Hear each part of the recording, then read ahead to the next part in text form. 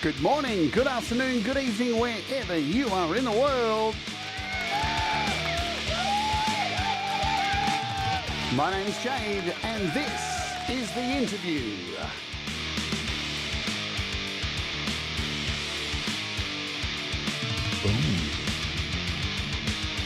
And today we have Greg Hutto, and we're going to open up with one of his tracks called My Intentions. Are you ready to rock? Let's rock.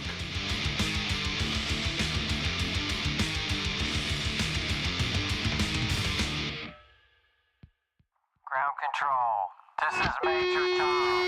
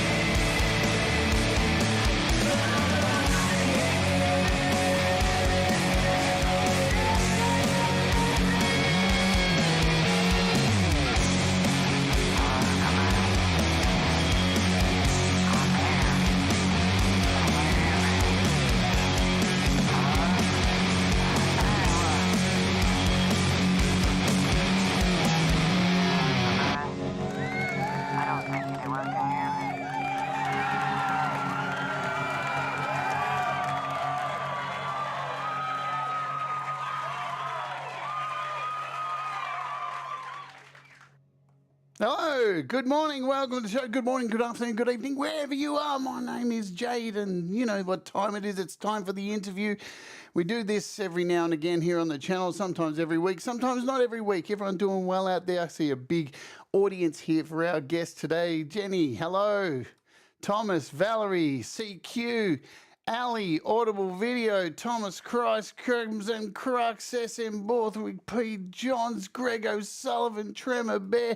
That was, I'll get around to saying hello to you all at some point. You know, we normally do it a little bit later in the show. That was my intentions by our guest today, Greg Hutto. Now, I'm an Aussie, so I don't even know if I'm saying it right. I'm halfway through the week, I've been saying Hutto. I'm an Aussie. You always got to forgive me, but I can see Greg's kind of nodding in the background. So, what's up, everybody? You know what? Can I just say, I am loving my new studio so much. I don't have to do green screens anymore. I got Darth Vader in the background to keep me company. And everything looks nice, and it's super easy to set up the show every day. Awesome. Let me just cover something quickly before we jump in. Last night, I dropped a new video, a new tutorial. I suggest you go check it out. Here it is. Make sure I got the right thing. Boom, there it is. I dropped this Absalon bass tutorial because tutorials now on the channel are pre-recorded. Yeah, so go and check that thing out if you're into metal bass pedals. That thing is a demon, absolute demon. Good stuff. All right, let's get on with the show. Thomas, slinging links like usual. You can super chat if you want, become a member if you want as well. No pressure, nothing like that. Or join the Patreon. Perfect time to join the Patreon because it's Songtember. How's your song going? I hope you're making music, and if you need your music mastered, remember, you can join the Patreon. I'll do it for $1. Bang, there you go. All right, let's get into it. I've been watching this dude around the traps, making music, producing music, putting it out there. I had no idea of any of his background, and then I read his bio and was like, what? Some of the bands he's played with are some of my favorite bands, which is really cool. I love bringing people on who have this steeped history. They just pop up out of nowhere on YouTube, become a part of our community, and all of a sudden you find out, played with Typo Negative. What? Get me out of here. Love it. Pete Steele, rest in peace, my friend. All right, let's bring him on. But today's special gig is Greg Hutto. Let's do this. Get the audience applause ready. Get some claps and stuff in the audience. Throw his emoji in the chat if you got a membership. Let's bring him in. Get the applause. Boom. Hello. Oh, I've got you muted. Sorry about that. There you go. Hey, welcome. Hey, Jade. Hey, thank you. Great to be here. Thank you for coming on the show. I'm so glad you've come on. And as I said, I was blown away when you sent me that bio. I was like, what the hell? Man, Typo Negative are a big deal. You know, I got into Typo Negative before Typo Negative when he had Carnivore. And they were a pretty sadistic band, by the way. They were really cool. We did a show with them at a place called Purple Gator. We opened for them, and they were awesome. Wow, that just blows me away. You know. All right, we're going to talk about that, obviously. So let's get into it. Let's get the questions flowing.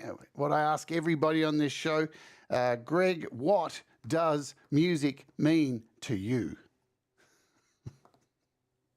Music is everything. Music is everything to me. I've played music since I was a small kid. I mean, my whole family were musicians, so I just thought that was what everybody did. So I just grew up in it, and it's always been a part of my life. Now, and where are you from in the US for everybody out there playing at home? I'm from South Carolina. See, I could tell that by your accent. Yeah. Yeah. I don't know if you can hear it when on the songs or whatever, but definitely when I talk. It's an interesting thing, isn't it, with accents and singing? Because being Australian, a lot of singers in Australia tend to try and sing in an American accent. I don't know if that's on purpose or not, or just that we're brainwashed from American music through our childhood. And I was guilty of it as a kid. But then when you sing in an Aussie accent, it sounds weird, in my opinion. No, I get it. I'm definitely not. Well, I mean, I guess I could be a country singer, but I just don't have the love for country music like I do rock. I mean, that's just always been me. Too right. Country and Western. hit the Yeah, road. two kinds of music. Yeah. Yeah, so Hey, was metal or rock? Was it always a thing when you were young, or did it manifest in a strange way? Mine did. It manifested in a strange way. What about you? absolutely. I mean, the first band that I kind of found, I guess, on my own were the Beatles. Uh, Second band was Kiss, and once Yay! I found out about Kiss, I mean, that was it. I mean, I went that direction. I knew that's what I wanted to do. It's astounding the amount of people I've had on this show who talk about Kiss. It really is like I don't listen to them at all these days. You know, I can't stand them Right. these days. But I got you. it's funny how so many people like had Kiss influence. I mean, you know, they were groundbreaking, weren't they? They wore the makeup. The Absolutely. shows were spectacular. They were like Alice Cooper on steroids, and Yep. nothing. I guess the closest thing that's happened, like similar to Kiss, really since then is probably Gwar. But Right. they're comedy, you know, and I guess you Yeah. could say Kiss a comedy as well. Well, yeah. So, That's true, though. Gene Simmons, a walking comedy show. Sorry, Gene, but it is what it is, mate. It can make some money, though. He sure does. Well, you know, he's very frugal and shrewd with making money. I remember Yeah. he released a box set of his music he's never released in this vault a Yep. few years ago, and boy, were those songs terrible. And if you Yeah. pre-ordered it for like $5,000, he would come to your house and play acoustic guitar at your house. It was so weird, so weird. Greg, do you recall the music that was being played in your household as a kid by your parents? And who were some of those artists, and have they lingered with you in your music career? My dad, I would say every Sunday, we would sit around the record player and listen. My dad loved Chet Atkins and that kind of stuff. So I grew up listening to that. Mamas and the Papas, Nice. that kind of thing.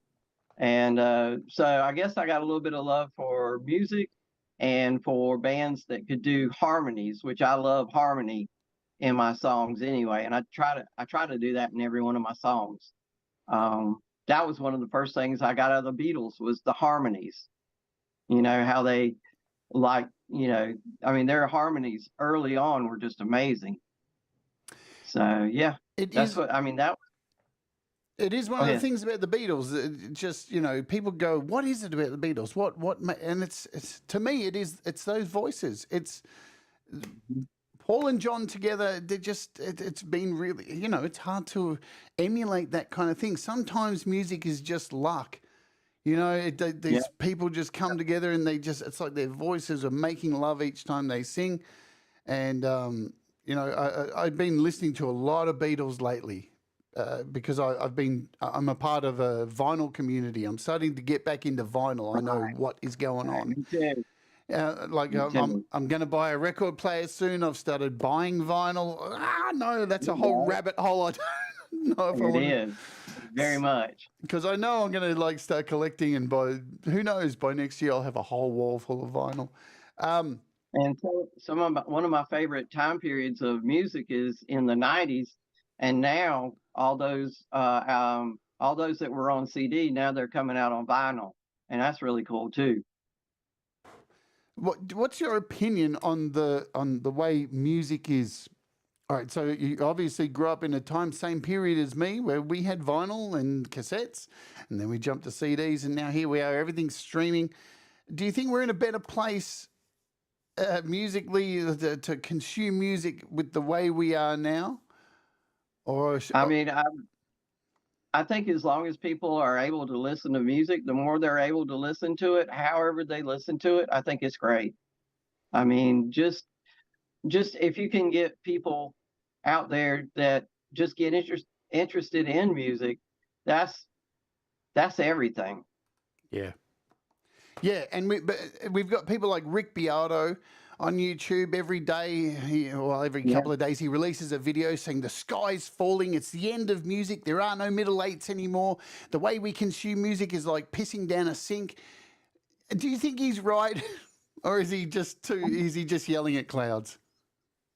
I mean, he's got a point, but I also think that music should be shared. I mean, that's what it's for in the first place. And however you get the music out there is what's important. Yeah, Just for people to be inspired by it. I get inspired by music every day, something new. I was just listening to Neon Pill today, Cage, Cage the Elephant. And, I mean, I never thought I would be interested in that, but it's awesome. I love it. yeah. Look, I'm the same. And at least once a day, I will cruise over to Bandcamp, my Apple Music, and go and just Yeah. find something on both of those platforms that I've never heard of, and just try and find something new. Because I'm a '90s head, you know, of '90s alternative, Muse, Faith No More, all that stuff. So I find myself gravitating to that way too much, and I've got to get Yeah. out of it, you know, because it's there's a whole lot of music that we're missing. I think that's the thing. You have a lot of commentators on YouTube who sit there going, "The music's dead," and they're thinking about popular music, and a lot of people don't fucking listen to popular. They No, listen, that's true. you know, That's true. it's a majority of the minority of people who listen to garbage, and it doesn't really do much for them. Let me That's ask a you good this. band too. Sorry. That's a good band too. I love Garbage too. Indeed. Let me ask you this. What was the first album you purchased with your own pocket money, if you can remember, and was given to you as a gift? Okay, so the first album I bought was the Help album by the Beatles. I Brilliant. used to, yeah, I used to go outside and ride my bike all the time when I was a kid. There was one day when it was raining outside and I couldn't go out and ride my bike.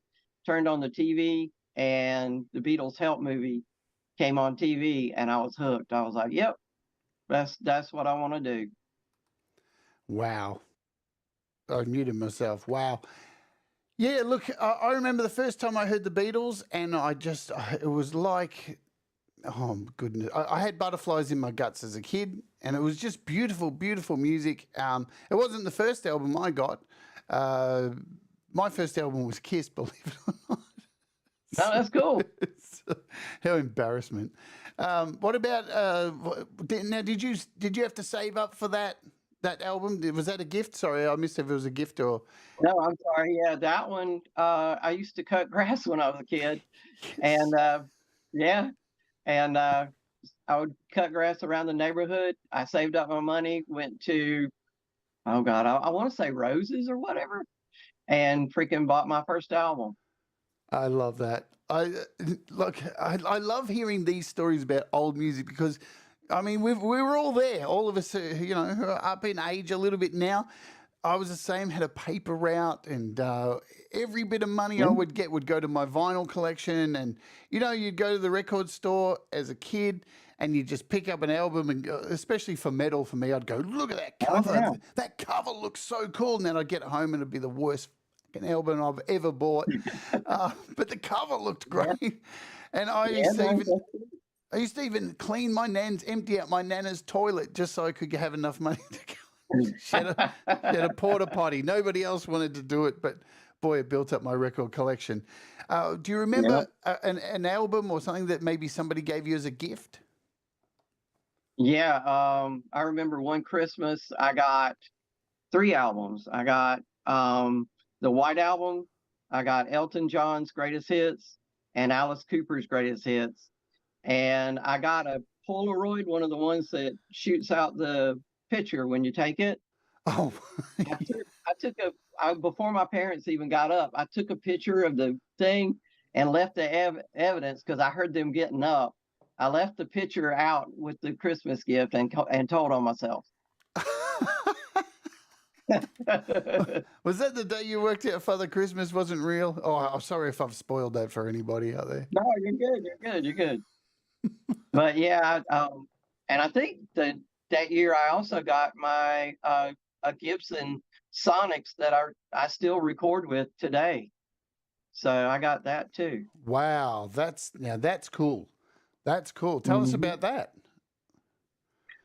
Gibson Sonics is not it's not the greatest. It's actually, a lot of people call it a bowling ball guitar because it's just mainly like particle board that's all glued together. Is that it there? Yep, that's it. Wow, look at that thing, man. And I had both Tim. So when I was in from Spook Hill, Tim McMillion, the lead singer, and he and I had a Sonics. So we both were like, "That's just too crazy." Is it a real Gibson? It is. Yeah, Yeah. it's a real Wow. Gibson. Yeah. It is. I wonder Yeah. what these things go for now. I know 1,000, and I mean back in the day they were like maybe $400. Yeah. Right. Right. So God, my first they're pretty guitar. cool. My first guitar was close to Sonics. It was called an Onyx, and it was worth about $100, and it was worth less than that. It was terrible. It was so bad, but it was all I could afford at the time.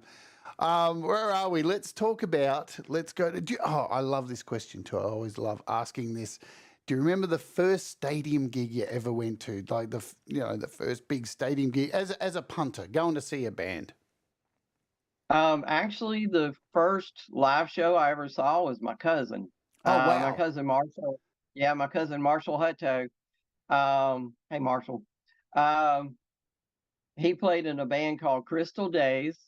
It was back in the 70s, and we were going out to I thought it was just a fair, and when we got there, I was going with my aunt and uncle, and when we got there were like thousands of people. And I looked up on the stage, and there was my cousin playing guitar, playing his originals. And I was like, wow, that's really cool. I want to do that too. Oh man, that's an awesome story. Is he still playing music now? Yeah, most definitely. He's got a band. I cannot think of the name of it right this moment. Oh my God, that is... I know. Sorry, Marshall. But he's played music all his life too.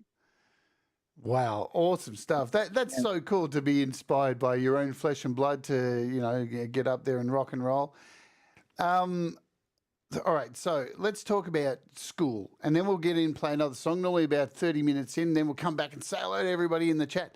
Now, did you, in Australia here, we have, throughout my time growing up, we have always had a very robust music lessons and stuff. Not so much lessons, but a music class all the way through primary, middle school, that you guys call it there, high school. And and I was lucky enough to be part of a really amazing music school thing in year 12 for me, where they just put us in 3 bands and we learnt 50 songs, and then we went on tour for a whole year, and that was part of my curriculum with English, maths and science. Did you have any kind of music class when you were young, and did you have to learn the recorder? No recorder for me. But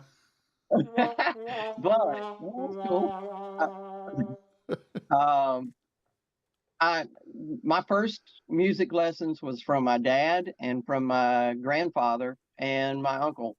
My whole family played guitar, so that was my first. But in school, I played percussion in the symphony band and the marching band. Did that through junior high and high school. When I got to high school, though, they had a jazz band, so I joined that and started learning guitar that way. Played in the jazz band for a couple of years, and I really enjoyed that.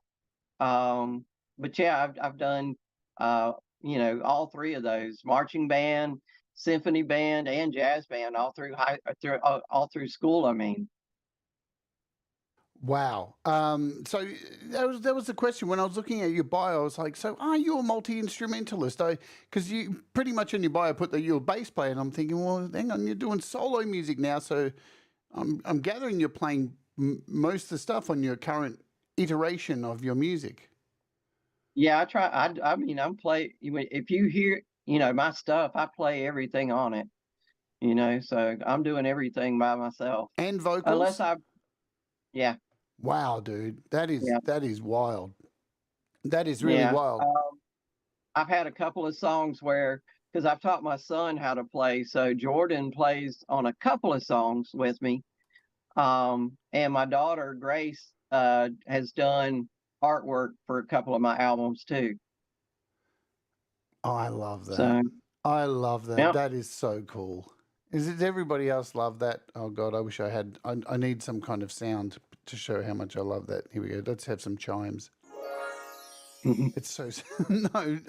It sounds like I'm joking, but no, that's really beautiful. I think Manny does that as well from the Lily Pillies. Has his kids get involved and shoot videos and stuff. I love it when it's a family affair because that was going to be one of my questions. Have you got kids? Do they look at your music and do they think you're a bit of a daggy loser, or do they love your music? Because some kids go, I think you're getting too old, Mum. My son is probably one of the biggest Up Spook Hill heads I've ever met. He can play all the songs probably better than any of us ever could. Wow. So yeah. And Grace plays piano. I always wanted to learn to play piano, but I could never figure it out. But she plays piano and sings. I haven't been able to get her to record with me, but I'm trying. Piano's a tough one. Like, I'm a multi-instrumentalist too. I play a whole lot of instruments, drums and guitar and bass and sing and all that. But piano, my fingers, like I know where all the chords are on the keyboard. I know it. I just can't get my fingers to. They just don't do it. But I can hold rhythm and do double kicks on a drum kit.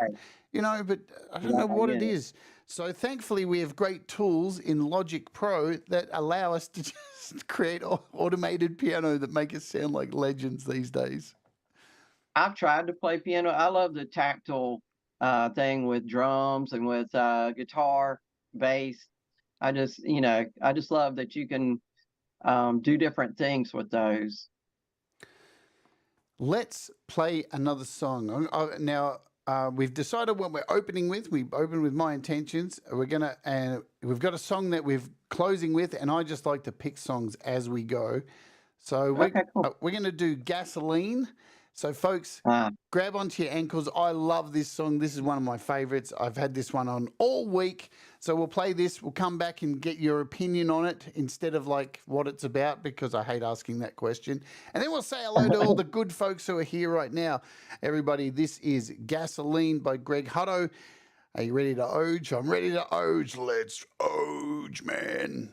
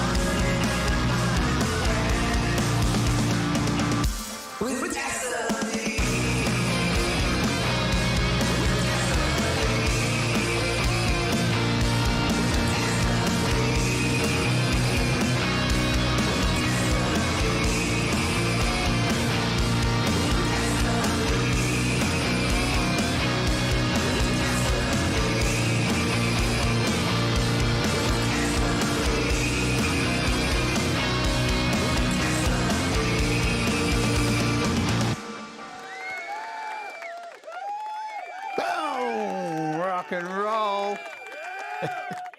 That is awesome. That is such a great song, man. You know what? Thank you. The more I listen to your current stuff, I hear Alice in Chains. Are they an influence of yours? Yeah, I mean, a major influence on me. I mean, I heard, so there was some kind of thing where you could subscribe to a video cassette, and they would send you different bands on that video cassette. And on the same one, I think was King's X doing Over My Head, and maybe Alice in Chains doing Man in the Box. Yeah. And that kind of paved my direction. And I think Anthrax was on one of those too, from Sound of White Noise, with John Bush singing. And so that kind of still drives my sound, I think, are those kind of bands. You know, that Anthrax album, man, that's a strange album because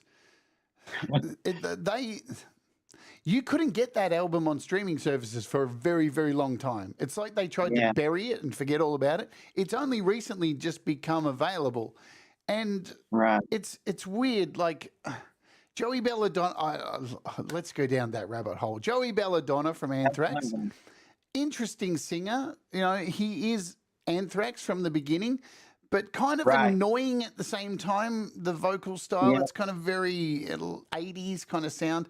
And then when Bush joined, it was like, wow, it really changed the dynamics heaps. And I think it changed the dynamics too much for old Anthrax fans. For me, it was like, whoa, no. They sound like a Seattle band now, like a grunge band. And but now hearing it years later, it's a fucking incredible album. Really is a fucking good album. It's a great album. John Bush is one of my favorite vocalists. I wish I could sing like that. I can't, but I love what he did in Anthrax, and he's got a new band called Category 7 that's just unreal. Yeah, they're good. So, yeah. No, hey, I wouldn't put yourself down, mate. You've got a pretty incredible voice. I mean, you got a great voice. And I say, you know, I mentioned Alice in Chains because, I mean, Lane Staley's. When I heard Alice in Chains, those first two albums, they were mind-blowing. Unfortunately, Greg, I went and saw them here in Australia. They had two shows here in Australia. And the first night they were here, they were going through problems. Lane was messed up on drugs, and they came out, they did their first song, and the drummer kicked over his drum kit and stormed off stage halfway through the first song. Lane Staley threw his mic into the audience, and they all just stormed off stage, and the whole crowd was just left there going, is that the end? And that was it. And they didn't come back. And Suicidal Tendencies opened for them. And I love them. But they had one more show after that, so they had no drummer. He'd refused to play. So the drummer from Suicidal Tendencies filled in on the second show, and boy, it was amazing. He was amazing. That's so cool. Yeah, but outside the first gig, everybody was setting all their T-shirts on fire. It was a bonfire of Alice in Chains shirts. It was very sad.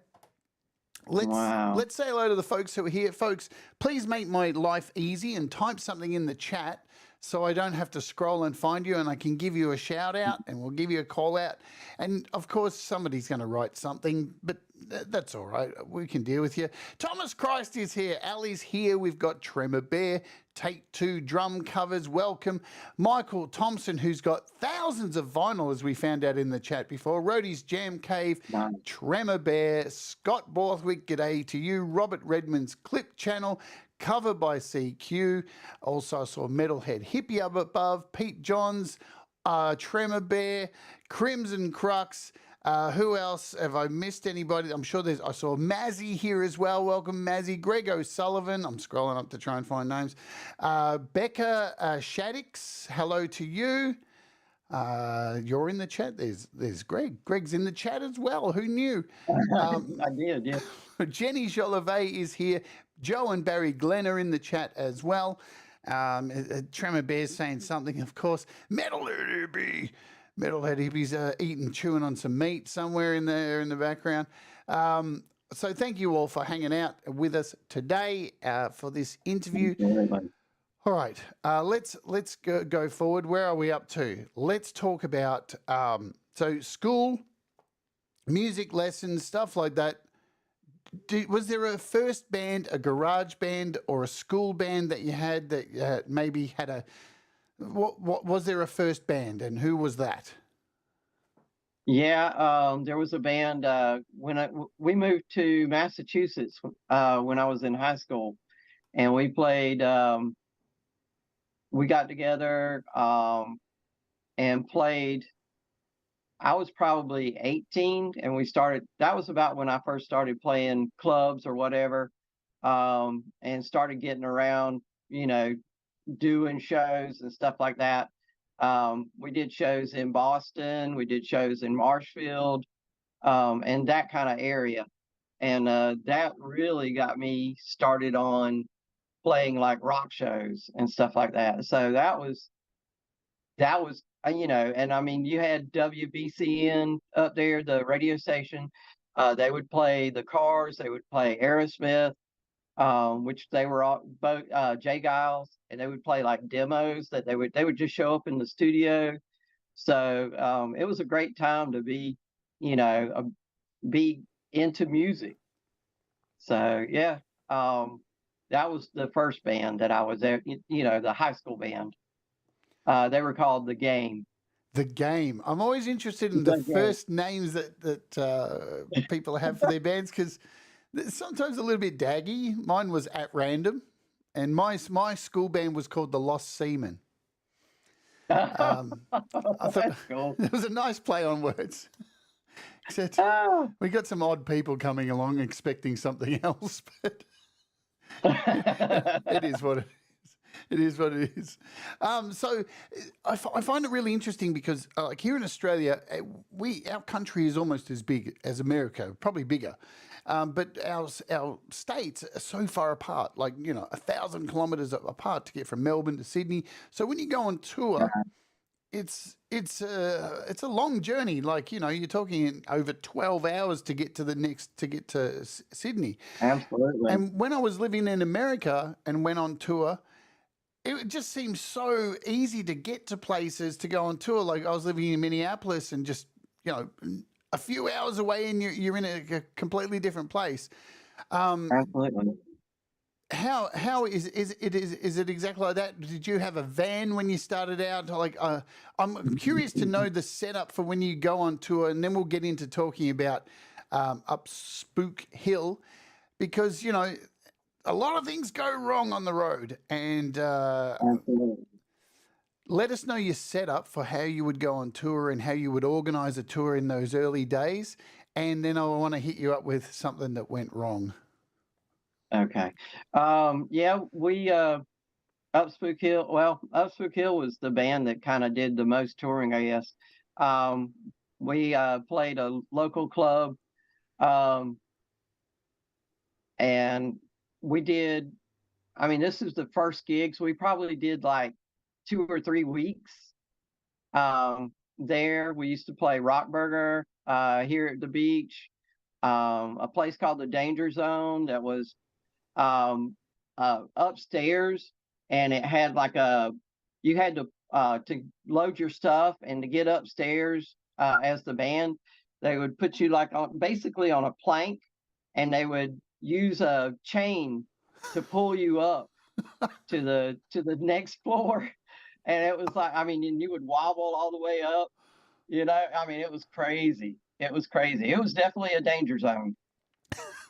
We've got venues like that here. We had a 4-story venue. It was like an alternative club, and it had this rickety old elevator. And good Lord, you'd put your gear in there knowing it's thousands of dollars worth of gear in this elevator that was Yeah. just like, are we going to die before we even play a gig? Exactly. Let us know.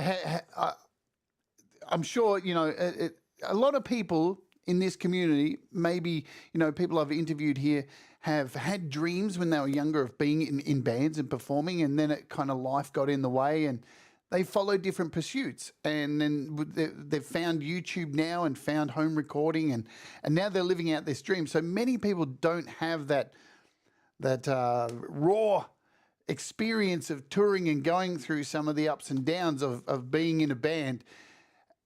Tell us about being ripped off by promoters. Have you ever been? Oh yeah. We played a gig in Jacksonville, North Carolina. Basically, we played for a can of Coke when it was all over with. Wow. Yeah, we all shared a can of Coke, and we were like, "Here you go." I mean, at the time there were 7 of us.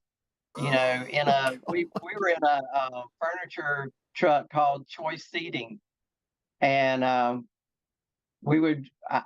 I got out of driving because they let me drive one time. There was a lot of play in the steering wheel, and I almost killed us all. So I got out of the driving. So I would sit in the back or sleep in the back.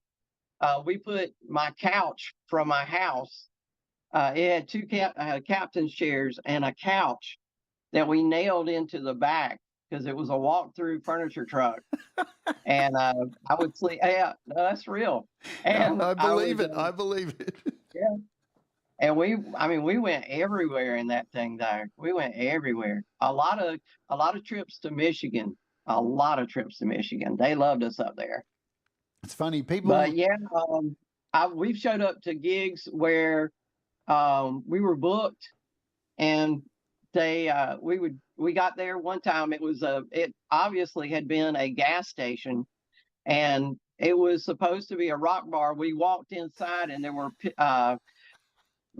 crushed velvet paintings of Hank Williams and Willie Nelson, and the guy behind the bar had a 10-gallon hat on, and he was like, "What are y'all?" And we were like, "We're Up Spook Hill." And he was like, "What do y'all play?"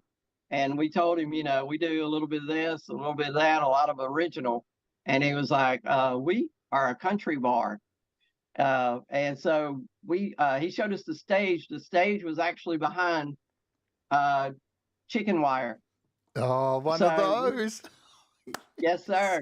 So we freaking faked AC/DC and Leonard Skinner and got beer bottles thrown at us when we did a great thing. I mean, it was a good gig, but it almost went wrong. Michael Thompson says 54 years on the road, don't regret a minute. Are you the same? Yeah, absolutely. Absolutely. I don't know that I remember all of it. Yeah. That's what I was going to say. But yeah, it was wonderful. Yeah, I'm exactly the same. I wouldn't change a thing now. It's funny, people sit here these days going, bloody Spotify, we get no money for our music. Nothing's changed. Like, as you said, you got paid a can of Coke. I've done gigs where we got promised the world by the promoter, and then we get there, nobody's there. It's the worst pub ever. And then the guy tries to pay us by giving us acid trips. And it's like, no, dude, you're trying to get us a drug habit at the same time. And like, fuck you. No way. I mean, that's absolutely true. I mean, we played the smallest bars. We played bars where the stage, part of the stage was falling apart. If you jumped around too much, you'd go through it. My foot actually went down into a stage one time, and I had to work my way back out of it. And I've got these girls in front of me just thinking I'm doing some kind of show, and I'm not. I'm just trying to get my foot out of the stage. So yeah, you can't. It is rock and roll. That is the real rock and roll lifestyle. We did a gig once at this place here in Richmond called the Corner Hotel, and there was a leak in the roof, and it was leaking on the stage with all this electricity there. We're just going, are we going to die tonight? Like, you know what? Absolutely. Who gives a shit? Absolutely. Let's die. I think we got paid $40 for it. Put our lives on the line. Where some guy was throwing Chinese stars the whole night, and we were like, "Oh God, we thought we were gonna die." I've never heard that before. We met him after the show, and he was like, "I knew what I was doing. I just loved your music, and I was trying to show you." I don't know, man. I don't know. Fuck. Man, I guess people have different ways of showing their appreciation, you know? human beings, they're a cut above the rest. Yeah, all for rock and roll. Fucking shurikens. Yeah, that's right. That's right. Unbelievable. Where was that? That was in Charleston, South Carolina. Wow. Yeah, I loved it there though. I mean, that was a great crowd there. Always loved going to Charleston too. That is wild. So let's Shout out Charleston. now. This is I'm guessing this is from the band you've I guess been in the longest time. Up Spook Right. Hill. Yeah. Tell us Yeah. how Up Spook Hill became a thing, and how you all met, and how that became an item. My buddy Dave and I played in various bands together. That's Dave Cartret. You know, I know you've seen his stuff. Yes, Um, indeed. so Dave and I played in various bands together, and then we kind of drifted apart for like a band or two. And then Dave called me and said, "Hey, I met this guy, Tim McMillion, and he's got a drummer, Tim Poole, and we want to do something." We got together, and that was the start of Up Spook Hill. Then we found Bobby, and that was it. I mean, once we started playing together, we knew that was it. It was magic. I'd never played with anything like that before. So we did that, you know. We actually played David's dad. Now I'm telling on David. David's dad was the Horry County coroner, and across the street from his house was a huge barn, and he had used that for the coroner's office, and we actually ended up using that after he was the coroner and everything. We used that for our practice place. So, I mean, how fitting is that for that to be us to be Up Spook Hill? That's rad. Now, I've got a video. This is a really old video of you guys playing. Let's put it up on the screen here. I'm not going to play the whole thing, but we've just got it in the background here. Let's Okay, cool. get the volume. Let's hit play. Yeah, that's me playing my song. I was like, "What If" is my song, and I was wanting to play it, and I just started playing it. And Tim was like, "Okay, well, here we go." Look at that long flowing hair. Yeah, man, it's gone. I'm glad I grew it while I had it. That's Tim, man. I miss Tim. Tim passed away a couple years ago. Oh, that's so and that's sad. Dave. That's Dave in the middle. And Taylor is the drummer. Taylor lives in Texas now. We're talking about trying to do something together too. I'm guessing this is a VHS transferred over to digital. Absolutely. I've got a few of these. Dave actually at the time was just kind of, he showed up at our gig. It was actually at the time we were a three-piece. Dave came to the show, and we got him up on stage with us, and he played a good many songs with us that night. So, yeah. I love old footage like this. It makes me so happy because everything now, when you see footage like this now at a gig, there's always somebody's hand in the way with a phone in front, filming it through their phone as well. Yeah. Wasn't like that back in these days. No, not at all. I mean, you had to lug a huge camera, Yeah. that held a VHS tape, But yeah. All right. Let's come back here. So you can find, this is on your channel, isn't it, this video? Absolutely. Absolutely. All right. There's a few other Spook Hill. I think there's one of us even broke down on the side of the road with the choice seating truck. And that one's pretty funny too. Now, we had fun. Yeah, it looks like it. Now, how many you released albums? Yeah, we did two. One we did on our own. That was called Tales from the Underground. We did that on our own at a recording studio, released that one. And then we did like a Battle of the Bands.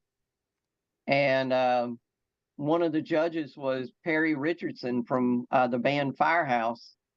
And they were coming out with their own record label called 3930. So we won the thing, so they signed us to their label, and we did Dead of Winter.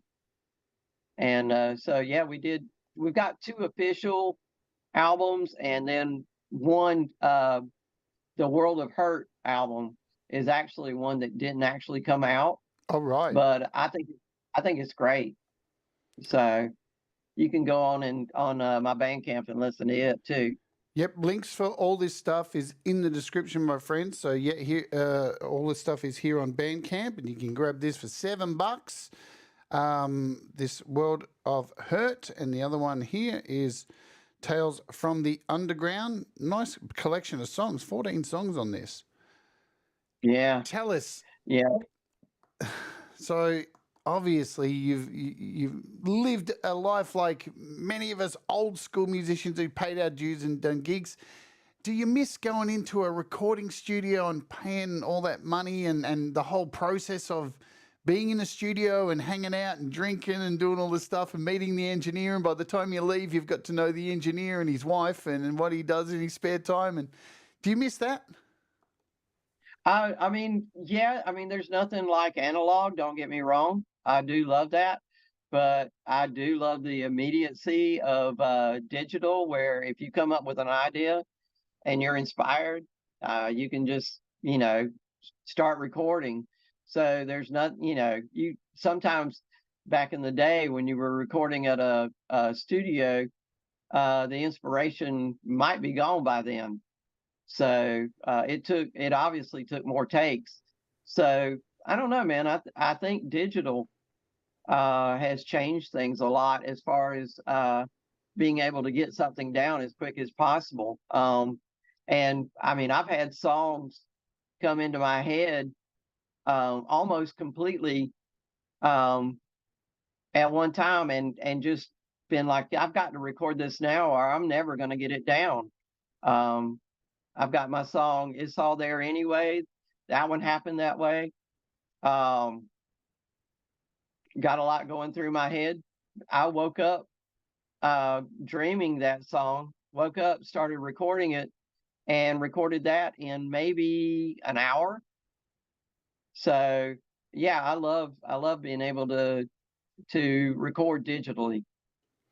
Yeah, it's an interesting thing, isn't it? Because I think, it's a wonderful fantasy going back to that.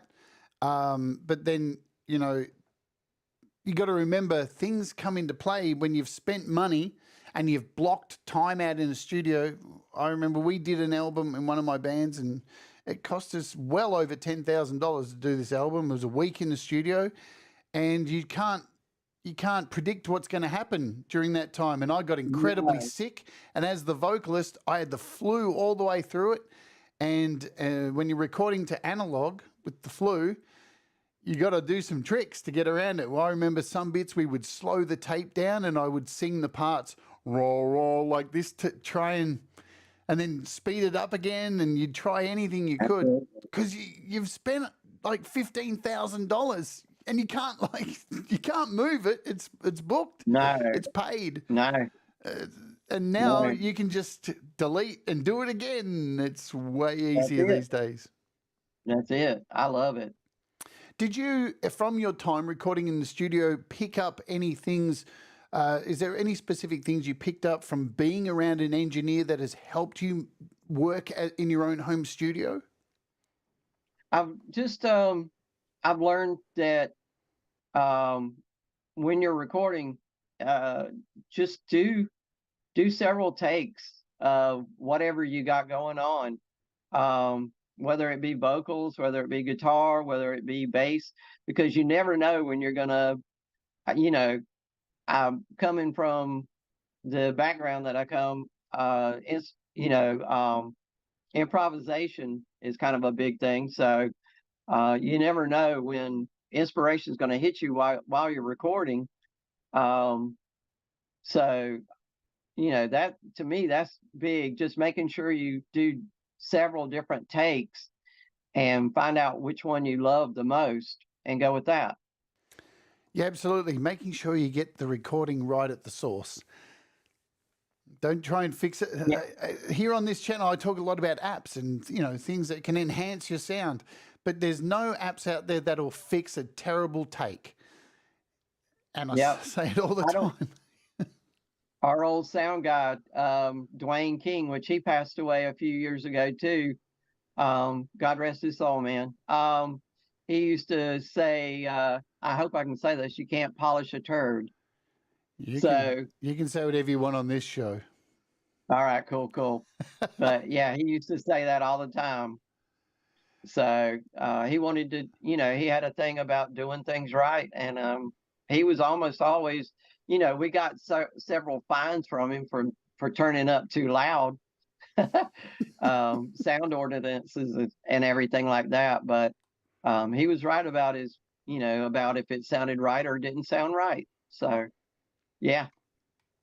Absolutely. I'm fully that. It's one of the most, I think it's one of the most important things to remind people of is just get those takes right, get those levels right, and then everything else on top will just be absolute cream. So, very important stuff. We're at our halfway point, folks, and I need to play an ad. We do this every day on the channel. So I'm going to run the ad now. And the reason I do that is because if I let YouTube determine the ads that are played, you're all going to get an ad at a different time and you may miss something that is very exciting. And we don't want that. So I run the ad all at one time. You can avoid the ad by becoming a YouTube Premium subscriber or just skipping, and we'll wait for you to come back. The ad has been run. And while we're waiting for that, let me tell you what's happening here on this channel this week. The opening hour this week, I'm going to be singing, and you inspired this show for this week, 90s alternative music. So you're going to hear a lot of alternative stuff in my wheelhouse. And after doing the Doors show a few weeks ago and getting the whole show removed, it's better to do a mixture of songs, and then I just can't get a complete block. Thanks, Warner. Absolutely. Warner Brothers Music, you suck. So, I'll never understand this, Greg, while we're waiting if people have been given an ad. Now, I'm all for content ID. I'm all for that. I think artists should get their money, right? So I'm not complaining about that. What confuses me, what really confounds me is that if I'm doing a show and I'm playing a bunch of covers and singing to a karaoke backing track, I would be so positive that the artist would be like, wow, I'm so glad that that person likes my music so much that they would like to sing those songs. And bonus on top, I'm getting paid for it. But no, the record labels say, you know what, we're just going to block your whole show and nobody gets anything. It's such a weird premise. I don't understand record labels. Their greed is so intense that it's actually harming the artists and the money that they make. Absolutely. What is your opinion on record labels? I mean, well, I've been lucky enough to not be, when we were on the label we were on in Spook Hill, they loved what we were doing, so they let us do whatever we wanted to. So I never had that kind of, we never had that kind of thing where we were being told that's not a single, that kind of thing. I'm thinking of Korn right now, needing a single, but yeah, I think, like I was saying earlier, I think streaming, everything, man, even people doing covers. I mean, how are you going to control karaoke? And I mean, people love that. That's for, the average Joe, but you never know when somebody's going to hear a song karaoke and they're like, I love that song. And then they're going to go to the real version of the song.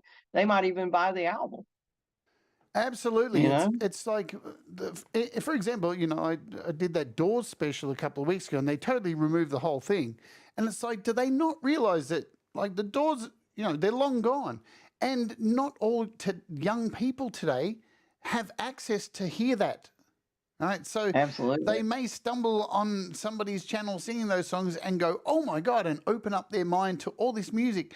And at the same time, the artist still gets money, though the whoever's left behind is still going to get all that money. It's a very confusing thing. I remember the first record label I signed to, and I'm not going to mention their name. And we were young, dumb, and full of Yep. all that stuff. Yep. And Yes, sir. and we just signed it. We just signed it, and we didn't even give a shit because we were Oh, like yeah. 17 years old. We didn't know what the fuck we were doing, and all of a Absolutely. sudden, we had signed all of our music away, and we had no rights to it at all. And we had to Yeah. fight to get all that back at a later time, and it was a very, very painful process. So it really put a foul taste in my mouth of the record industry. And I mean, that was an independent. They're not all like that. Of course, independent labels can be far better, but the majors, they just seem like they have a stranglehold on this to try and suck every last cent out of music. And now AI is going to be the thing. Yeah. So, Yeah. Well, now, you mentioned Rick Beato. Rick Beato's had a show just recently where he's talking about interpolate, which basically is an artist using a melody, changing the lyrics, and re-recording it with their lyrics. And I mean, I guess that, I remember a time when George Harrison got sued for his song, doing basically they said it was a ripoff of She's So Fine, and he was doing My Sweet Lord. But I guess nowadays, it's okay. I don't know. I don't know if streaming has changed that, if the virus has changed that, if times have changed that. I don't know. But yeah, I don't know. I don't know what to think of all of it. yeah, look, it's. I think that the funny thing is that music, from every interview I've done on this program, I ask the same question at the start of each show. What does music mean to you? And it's virtually the same answer each time. It's virtually everything to us as musicians. It's embodied in us, and it's everything. And like as humans, we are so drawn to music. It means so much to us for so many different things. And it's really hard to explain why it helps so much, why the frequencies of music gets us through so many of the tough things in life. And it's so weird that there are these major companies that want to capitalize on our feelings, because that's what it is, That's what music does. It plays with your feelings. And they just, yeah. Too many times it feels like it's just product to them when it's, it's your heart and your soul. It's your life that you're putting into this music. And to them, it's just basically a product. It's no different than a Big Mac or whatever. They're just trying to sell it and make a dollar. Yep. And Big Macs have got smaller and smaller as the years have gone on, and more expensive. Speaking of music, let's play some more of your music. This is Sunshine in the Rain. Another one from your current iteration of your solo music. We're going to play this and be back shortly. You ready, folks, for some more awesome music? Let's get it ready. Make sure I'm unpaused. This is Sunshine in the Rain. Let's soldier.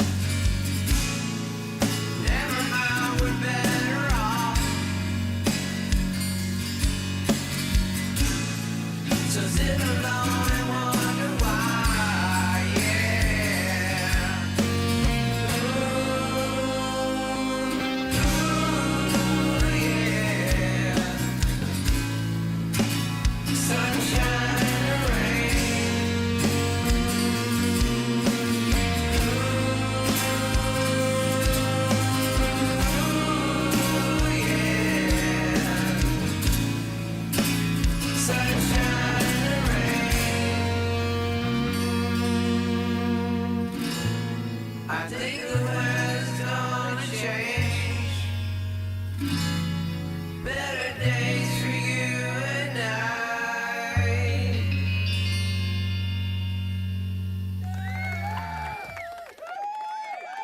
Wow, what a song that is. And towards the Thank end you. there, that last chorus, there's almost like a false key change in there. Then back, Yeah. and just, man, what am I saying? Mr. Beato would be going over that one right now. That was another one of the ones where I just kind of opened my window out. It was raining out and sun was shining, and it just came to me like out of nowhere. I don't know. You know, that I say that all the time here on this channel because people get in ruts, yeah, and they struggle to have something to write about, and then they don't realize that there's plenty to write about. Yeah, for starters, you can write Absolutely. about not having something to write about. That's it. Right. That's a absolutely true. Yeah. Yeah. Yeah. Whatever you're feeling, whatever's going on, like I'm not feeling it. That's a song. I'm not feeling it. Open a window, play a Right. video game, go for a walk, go get an ice cream. And there's a song. I just had the greatest ice cream of my life. There you go. That's a song. Yeah, it doesn't That's matter absolutely because right. it will resonate, whatever it is, because it's something that is human, right? That's Yeah. it. There are songs out there that are ridiculous. You know, thousands of peaches for me. That was a #1 hit, right? It really. So there's plenty out there. Have you ever been in a rut writing music that's really bogged you down into a place where you feel trapped and you feel like, why can't I make music anymore? Has that ever hit you before? There was a few times when with Spook Hill, it got to the point where it was um, sometimes almost intimidating because you knew there were so many people. You were going to go out and play it live, and you just, you wanted people to enjoy what you were playing and get what you were playing. So yeah, it was a lot of pressure to make something that um, stood on the shoulders of the last one that you recorded. So yeah, I definitely get it. I mean, I've had some songs, but and lyrics, music always kind of just came out. It was always the lyrics that I kind of had struggled with, but back in the day, but um it's gotten easier over time. I think the more you practice anything, more you practice music, playing, writing lyrics or whatever, I think the more you do it, the better you get at it and the easier it becomes. So yeah, yeah, I've definitely had songs. I've got probably right now 20 songs that I've started that I haven't finished, but I'll get around to them. I know I will. So yeah. We've all got that folder in GarageBand, you know, where a new song 233, new song 255. Yeah. Yeah. You're not alone, folks. We all have it, and that's okay. You know, you never know when. Look at how many bands have been out in the past. Big bands, Metallica, so many big bands that have gone back into their archives. And back then it was different too, of cassette tapes and things that they had, Oh, and then released absolutely. a whole album, or full of all these old things that they found, and that turns out to be one of their biggest albums. No, that's real. Most of us probably have a treasure trove of stuff in that, what is it, new song number 248. I'm just opening out my GarageBand here. There it is. My song 288, my song 44. There's probably hit albums just waiting there to be created. Absolutely. Do you have any tips for people who may be stuck in a rut and how to get out of it? My favorite thing to do really is just to sometimes if you're just having trouble with it, just let it be for a little bit, and just come back to it. Maybe create something that is more fresh to you, and if you go back to it, that's like my song "Rain on Me."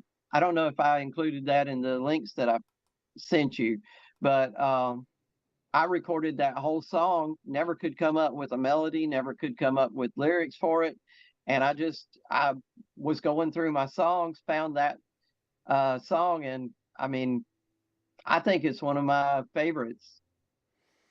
Which, no, you haven't sent that to me. What have I got? I got My Intentions, Gasoline. We played that. Oh, yeah, no, I do have that. It is here. That's what we're playing next. Well, that's going to be the thing that we're playing Okay. next, isn't it? Yes. Now, I just want to say to people, I've got Scott Borthwick saying, I wish I had 20 unfinished songs.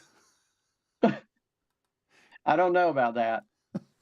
I wish I wish I only had 20 but that's a good thing. Oh, okay. Yeah, okay. It's a wealth, it's a pool of stuff. Like, you know, Yeah. I used to look at that folder and just open up GarageBand and just go, oh man, well, look at all this rubbish here. But it's a good thing to have a whole bunch of projects that are just unfinished. You know, it's sometimes I think it gets in our heads and it makes us think, oh, this is only happening to me. But you're not alone. Yeah, I mean, I've got a bunch of songs that I haven't finished, but I think the next song that you work on that comes like in no time is built upon all those songs that maybe didn't work out the way you thought they were going to. Yeah, totally. And not every song is going to do that. So, Sometimes you're going to paint a Picasso. Sometimes you're going to paint a Jackson Pollock. yes. You know. And I mean, sometimes it just is what it is. It is what it is. It is the saying of today. It is what it is. And let's talk about. So, how did Up Spook Hill end? Was it a amicable end, or did it? Because some Yeah. bands end in disaster. But I think we were touring and doing shows. Bobby found out that his wife was pregnant with their baby, and that kind of was the end of Bobby. You know, basically, family life is kind of what ended Spook Hill. Right before that, we had gotten word that Brian Johnson from AC/DC had heard our second album and wanted us to go to Japan to Oh, do shows with them. Yeah, and I wish we could have done that. That would have been amazing. But Bobby, I mean, you know, I'm not mad, and Bobby and I are still play together. We do another project called Godstarz together with David. So yeah, I mean, and I kind of got to where I had my family thing, and David had his family thing. So did Tim. So did Taylor. You know, so we all kind of family, kind of. But it was a big part of who we are. You know, who we are as people. And then once we kind of got to a point where we were like, okay, you know, I've gotten things settled with that, then that's when Bobby and David and I started jamming together and doing Godstarz. And you know, David and I play together every once in a while. We do things together. And Bobby and I have done. Bobby's played guitar on a couple of my songs. So yeah, I mean, but it was all good, and we, you know, we still, I mean, we love each other, man. We were brothers. yeah. So absolutely. It's a funny thing being in a band with people because it is like being in a marriage to five people. It's and you've got to give and take. You have to give and take. You have to bend on Absolutely. things, and if you don't, you end up being Faith No More, where you all just hate each other and clash. But Yeah. sometimes the bands that clash create some amazing music. So No, there's that's absolutely true. there's no correct way to be a band. You just got to do it the best. Now we're going to move on to Godstarz. Before we do, let's just mention some of these bands that you've toured with in Up Spook Hill: Quiet Riot, Firehouse, Right. the Nixons, Right. Typo Negative, Propain. Yeah, they Wow. kind of made us look. Propain kind of made us look dumb. I mean, we were heavy, and we opened up for them, and then they came on, and they went, "Roar," and they kind of made us look stupid, honestly. But I mean, they were amazing. They were super nice guys.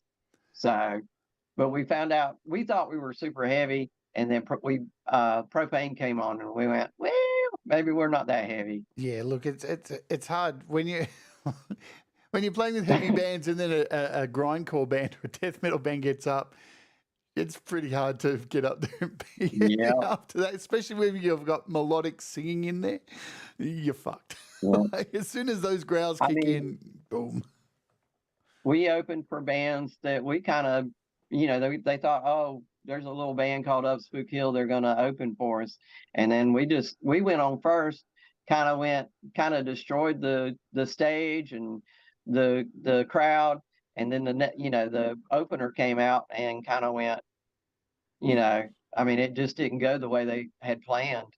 So, I mean, you don't never know how it's going to go. True. Now, Typo Negative, they're one of my favourite bands. As I said in the beginning of the show, Carnivore was his original band. Carnivore, very controversial band, very controversial. Songs like very racist and hateful songs. You wouldn't be able to write songs like that these days. I think one of their songs was called Jesus Hitler. Very hardcore. And Pete Steele didn't shy away from that kind of stuff. Even when Typo Negative, he moved to that. A lot of the stuff was about lesbians and hating women, but loving women at the same time. Is very misogynistic. What was that like playing with Typo Negative? Because I would have killed to have done that. Typo Negative were the coolest guys. I mean, they let us have, a lot of bands will only give you so much stage. They won't give you full PA. Yep. Typo Negative gave us full stage. They gave us full PA. They even let us use their backdrop for our show. And Pete, during the show, Pete was so cool. I mean, Pete was tall as I don't know what, he was a tall dude. Yeah. He came up and gave me a hug, he's like, oh, Spook Hill. And freaking, I'm like hugging his waist just about because he's so tall. But I mean, dude, we went out and did our show. And after the show, Pete, they played one song. He stopped and he said, the record business is not fair. He's like, sometimes there's bands that deserve to be huge and they deserve to be big. And Spook Hill is definitely one of those. And just keep doing what you're doing. And our jaws all dropped when he said that. But after the show, we hung out with them. And I mean, they were just the nicest guys, man. We were afraid that we were going to lose our girlfriends to Pete Steele. But, that's the truth. But what about they were the nicest guys. And it is true. A lot of I've seen interviews with him too, and a lot of what he did was shock. Because that's what you had to do. How do you stand out in a sea of amazing music that's constantly being made? What was it like playing with Quiet Riot? Now, Quiet Riot are they're like legends of rock and roll. One of the first metal bands I heard. Oh yeah, it was amazing because I mean, Quiet Riot was a band that I grew up listening to. They were one of my bands that I went to listen to. As far as putting it on the turntable or whatever. The first time we went to the club, and just like with Pete, Frankie Manali came up. I mean, he was a big dude too. He saw me and freaking ran towards me, picked me up, and gave me a big. He said, "Up Spook Hill." Gave me a big bear hug. And I mean, they were I still talk to Rudy through the bass player, Rudy Sarzo. I still talk to him through Facebook or whatever. And he's like, I mean, they're just some amazing guys. So and same thing with the guys in Firehouse. I mean, Perry, Michael, rest in peace, CJ, and Bill. Bill's an amazing guy too. I mean, they're all, I don't think we've met any bands and opened for any bands that I could say, they were bad to us any way. Yeah, I've only done that with one band, but I'm not even going to mention it, Mantissa. Anyway, it's what happens when you're a small-time Aussie band. You get picked up by a major label, go over to the US, come back, and all of a sudden you're an asshole. I don't know how that happens, but, you know, there's some bands that just goes to their head, and, you know, these things happen. So Godstarz, how did this all come about? Now, David's been here in the chat. He's definitely on my list to interview. He's been on my list for a while. So, David, I know you're here, and I'm going to get to you at some stage. How did that all come about? Tell us. We, Spook Hill had broken up. We had all gone about our family lives and stuff like that. And I don't know. I started talking to Dave. I talked to Bobby, and we were all like, "What have you been up to?" It was probably maybe like 4 or 5 years, you know, after the breakup, and we were kind of like, "Hey, what are you up to? What are you up to?" And so we just started showing. We went over to Bobby's house and just kind of jammed acoustic. There's just the three of us, and started doing stuff together. And then we found a drummer named Scott Rayner, and we started. Scott had a lot of connections as far as places to play, so we just started doing live shows with that. We've got a whole album that we were working on. I see you, Dave. And yeah, we had the album. The album never got finished, but we did do a lot of good shows together. We're still wanting to do some more Godstarz stuff, so hopefully we'll get together and do a future project with that too. I'll play a little bit of it, just so people can hear, because it's a little bit different than the other stuff. I'm sure. There we go. Yeah.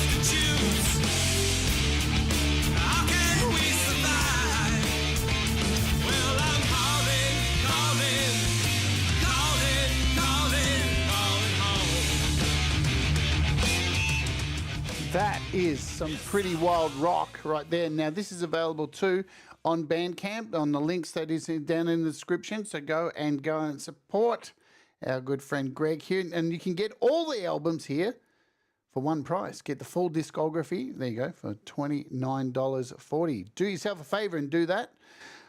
Let's play another song, because we've got 30 minutes. And I always fall. I told you, it goes fast when you're up here. It does. Like in the audience, it's always like, oh man, is this show gonna end? But when you're doing it, it's like, woo, flies. I'm having fun. Same here. Let's play. We said we're going to play Rain on Me, so let's do this one. This is Rain on Me. Are you ready, my friends? I'll just make sure we're all muted and all ready to go, so I sound professional. Good luck. All right, Rain on Me. Let's boom.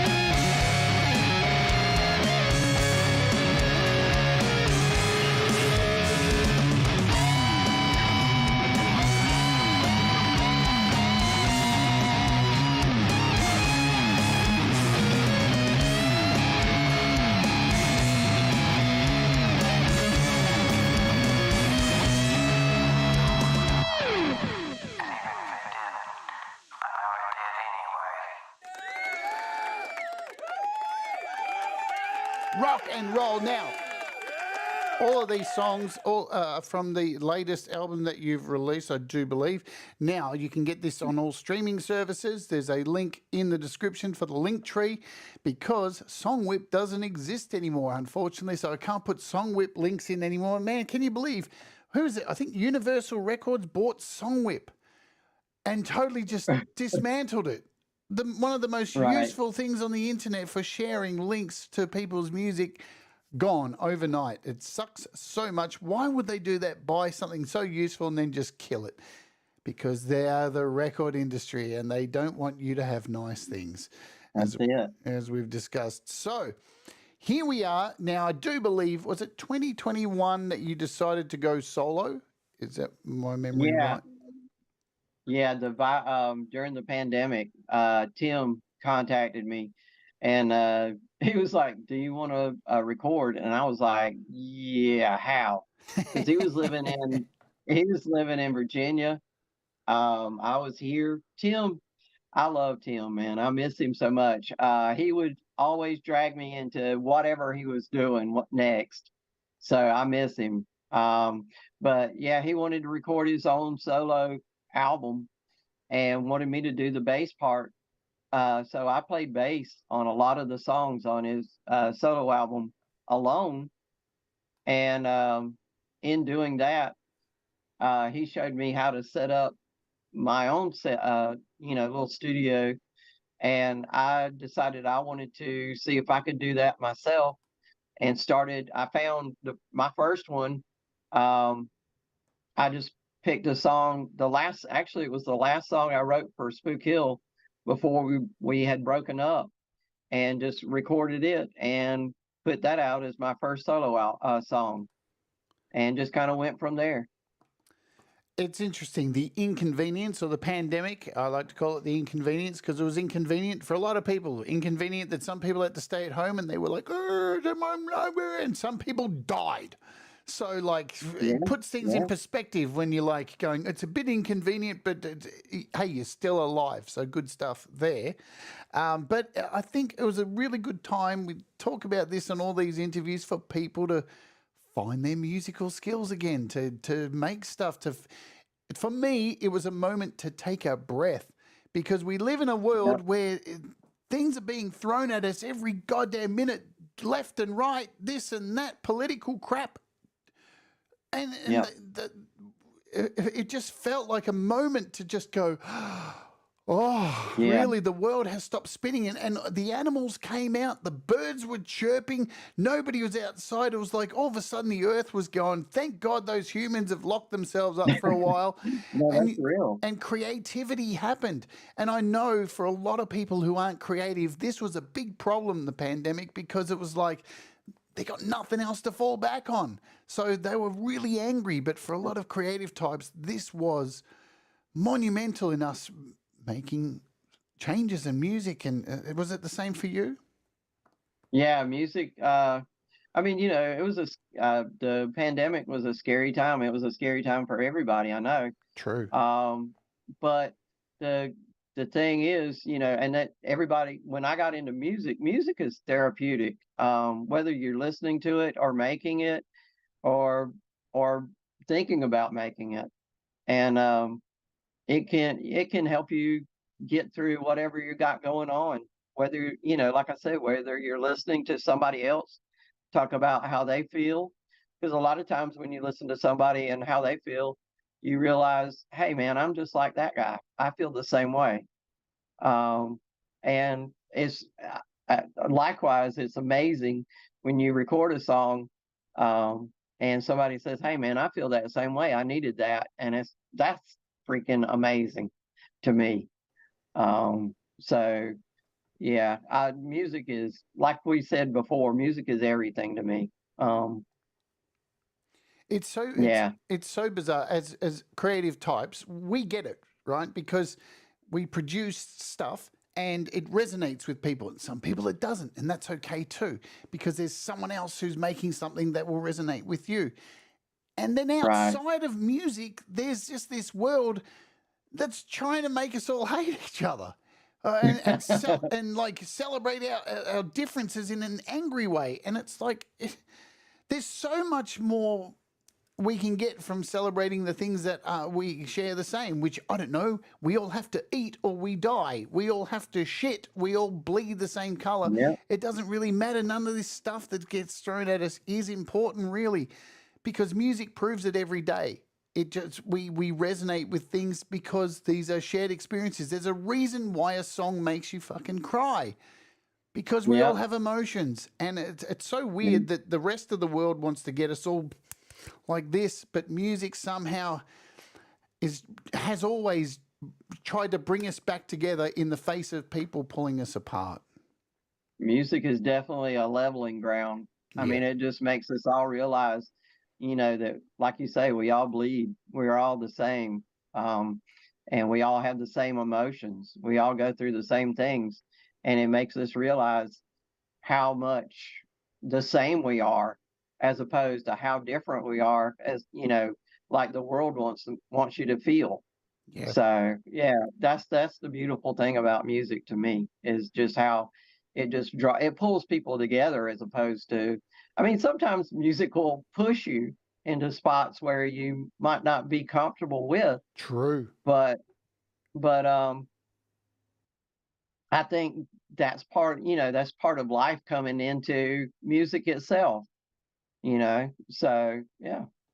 I think sometimes you have to be uncomfortable to feel comfortable, and Yep. that you can't be grey.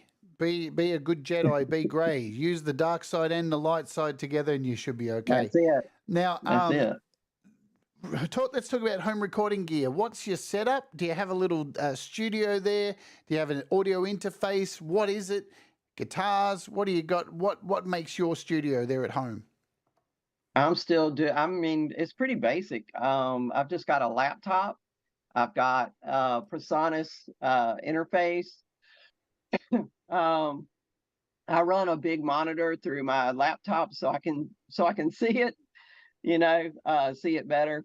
As far as guitars, I've got the Gibson that I use. I've got my old bass that I used in Up Spook Hill, the Fender Jazz. And I use my daughter's acoustic sometimes. I've got another acoustic, but I like hers better. And I just use just try to keep it simple. Yes, it's the best way to go. Like I was saying to a group of my friends last week, times were a lot easier. But even when I was homeless and living in a park, I was actually making more music when I was homeless with an iPad and a guitar, stealing Wi-Fi from one of the houses because I was utterly homeless. I was making more music then than now, sitting in this place with all these guitars behind me. Oh yeah. Oh yeah. The more gear you have, the less music you make, it seems. So it does seem that way. Yeah, don't get sucked into it. Sometimes it's better to just use what you know. I've got, it's like that Spook Hill bass. It's just the right bass for me. I've got so many other basses, but that one it resonates with me so much better. And when you find that, that's what you make music with. Yeah. It's like an old girlfriend. You just keep. That's it. That's it. Sorry, honey. So she's not watching this. She's in London at the moment. All right. So don't want to get you in trouble. Nah, I'm good. How did you find this YouTube community, Greg? I believe, if I remember correctly, when I first started doing DistroKid, I discovered Pete Johns, and Pete was the first one to have me on his show. And then it just kind of sprawled out from there. I got on Pete's show. Pete would play me a good bit. Thank you, Pete. And then I discovered Hippie, and discovered you, and then Thomas Christ and Leela. And I mean, look at this community now. It's just amazing, how many of us know each other. We're part of each other's lives, but I wish I'd have had this back when we had Spook Hill. It would have been so different. Yeah, I like to call Pete the gateway drug. Yeah. He's he's the marijuana that leads us all on to heroin. Thanks, Pete, for your service. It's true, you know, without Pete, I wouldn't be doing this. I found Pete one night looking for some help for a garage band on iOS. And there he was, this funny little guy in Adelaide. And then all of a sudden I was in his chat. Then not too long later, I was a moderator. And then a year later, I've got a YouTube channel. He's a very inspiring human being. And absolutely. And very humble and very lovely. And I've got to meet him in person and got to see the other side. And boy, that's the best side of Pete. He's going to kill me for that. So let's play another song because I've got two more to fit in. We're going to do this one. It's called It's All There Anyway. Let's bang this one out and then we'll come back and wrap up with my famous final question and find out what you're doing in the future. Let's get this ready. You ready, everybody? Let's rock.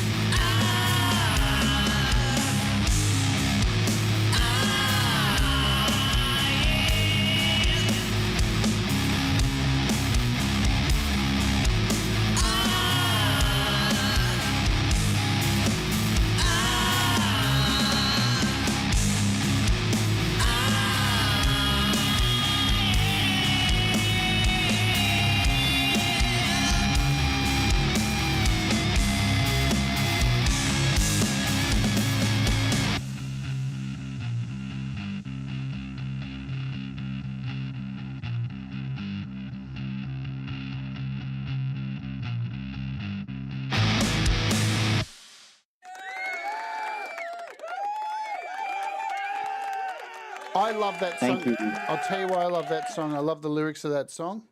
I really love that. They resonate with me a lot. Now, I'm going to cover this. So, you are a man of faith as well. Absolutely. Yes. Most definitely. Yep. And I happen to. I don't really talk about my faith. My faith is, my thing. Whatever it is. I call myself a metheist, and we're in a strange place with faith at the moment in the world because I'm sure you're going to agree with this, Greg. There's a lot of people who are very vocal in this world and doing a disservice to people of faith who are very angry and violent and they have lost the meaning of it. Right. And as a transgender woman myself making music, I feel a lot of that shit that's going on in this world. And it's because people are pushing us to be against each other. Now, there are a lot of people of faith who don't feel like this. And I know I'm getting hardcore and deep at the end, but how does it feel to be somebody of faith in this current climate who is not hateful? And do you feel angry at some of the way people are representing your faith in the current climate in the world? Honestly, I mean, I feel like,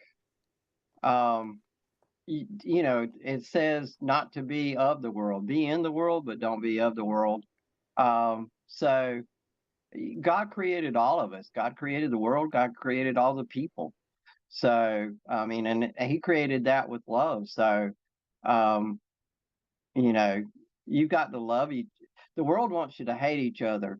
Yeah. But you've got to step outside of that. You've got to remember that all the people, I mean, especially now, everybody that you see is probably your brother or your sister in some way, somewhere. And you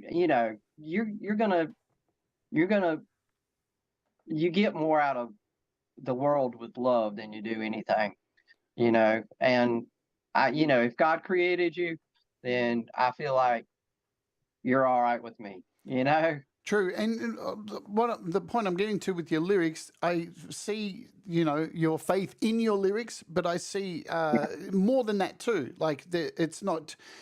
There's preachy stuff that is just this is and then there's stuff that is much broader and can appeal to you on many other spectrums, and that's the beautiful thing. This is why I've stopped asking artists who come on here. I used to sit here and go after each song, what's that song about? And I try not to do it because I feel like it spoils the song for people, because you may have a song that's been out for 10 years. This person's been listening to it and loving it. And then you come on, Greg, and you say, this song's about this. And it totally fucks up that perception that person had of that song. Absolutely. Well, you got to remember that not everybody's in the same spot that you are as far as where you are with your faith or what you believe. But you always have to pray for somebody and pray that they'll be the best person that they can be, and I was that person for a long time. I know I had plenty of people praying for me. So you've got to step outside of yourself rather than just hating on somebody because of the way they are or what they believe or anything. So yeah, I mean, I try to show that in my music. I try to show that in my lyrics. I don't try to pound anybody with it. I don't try to beat it into anybody's head. I just say, hey, this is how I feel. I hope you feel that way. Or maybe this is an idea that you've never thought of. And yeah, I mean, that's what I try to do with my music. I keep it simple, mate. Like cornflakes, you're either an asshole or you're not. And if you're not, guess what? You're okay. That's it, man. What have you got planned coming up for your music? Are you working on anything? Let us know what you're doing, and then we'll close out with my final question, and then we'll get out of here. So this last album, Putting Out Fires with Gasoline, basically was about a Major Tom. It was a concept album. Major Tom type character that gets lost in space, and comes to find out that him being lost in space might not have been an accident, but anyway, so I think I might record. Thank you, man. I think that I might record one more song. I've got one more song that I'm working on. It's more of a mellow tune than what I usually do, but I think I might have that for my last song for this album. And then I might stay away from concept albums for a little bit because it can really pigeonhole you a little bit. But Right. I wanted to try it. I wanted to try and see if I could do it, and I have enjoyed it. Fantastic. So the next one's just going to be a collection of songs, I believe. Wicked. Can't wait to hear it. I'm a massive fan of your music, and I'm sure if people who've I been here in appreciate the that. chat haven't heard you before, I'm sure they're a fan now. All the links, Thank folks, you. are in the description. Go and buy the music on Bandcamp. That's the best way to get the music. You can stream it if you want, but sending some money over there does help. You know, every little bit counts. I'll buy some streams. buy some noodles. There you go. 2-minute noodles, because the rock and roll lifestyle. I'm going to hit you with my last question. I hit everybody with. It's a real tough one. It's a real bum burner. It's going to hurt. If you were giving advice to somebody starting out making music, when would be the best time to start? Right now. Just start right now. There's no better time than right now because you can't, I mean, and I can, you know, I've taught people how to play. I did teach for a while when I was in Spook Hill too. But I think wherever you are in your life right now is the best time to start playing. Yeah. Absolutely. I need to pass on some information before we go on. Tomorrow, my friends, over on the Metalhead Hippie channel, I encourage everybody to get over there because it's a special episode for our departed friend, Adam Burse. Hippie's going to be replaying the funeral that went down this last weekend that I was lucky enough to be a part of. I got to sit in on the funeral being broadcast with Metalhead Hippie and Laurie's Mishmash, and we sat there and all watched it together, and we're all crying together.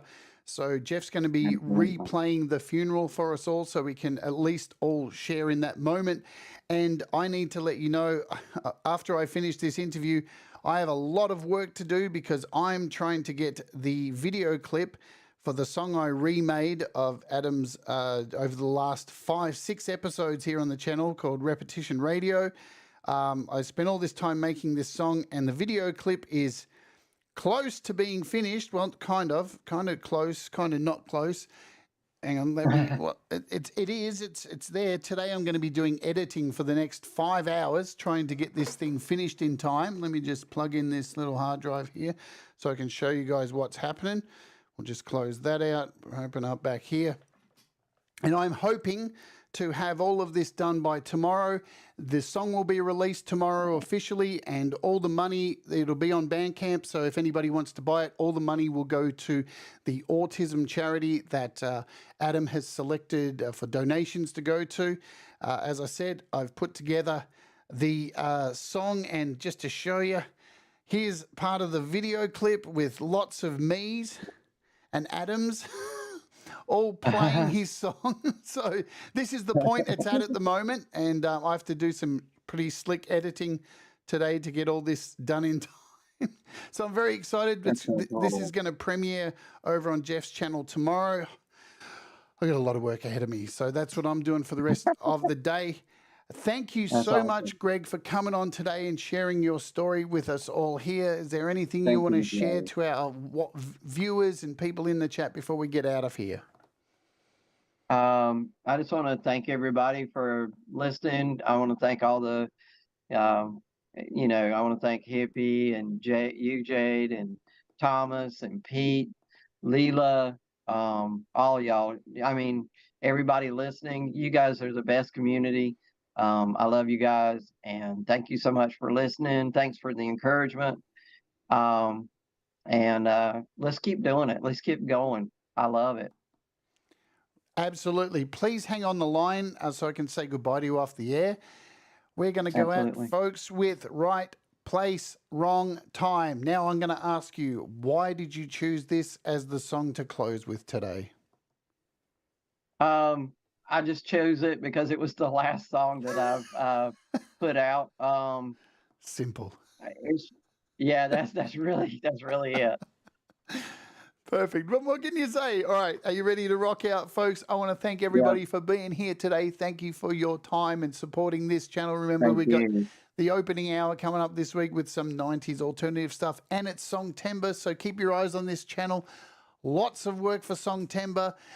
I hope you're all having a good Songtember so far and you're getting your music done. And if you're not, hopefully maybe something like this interview has sparked some ideas. Go take a walk outside, look out the window, write about, hey, I'm struggling making music and all that jazz. All right. Remember, folks, do the things that make you happy. Mistakes make you better, and we'll all rise together. Stay awake and let's oge. This is Right Place, Wrong Time. See you later. Bye-bye. My God. Don't worry. It's all in your mind.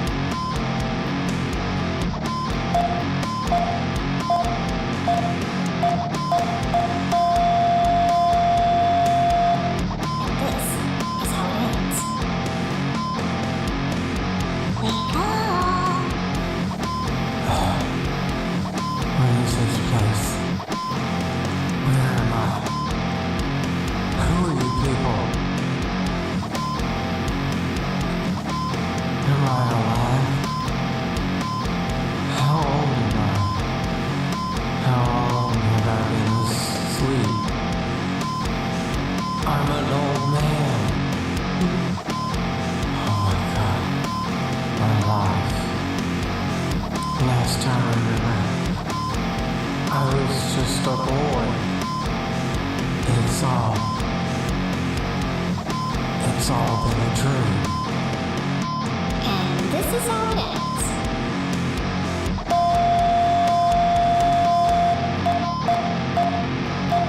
Don't worry. It's all in your mind.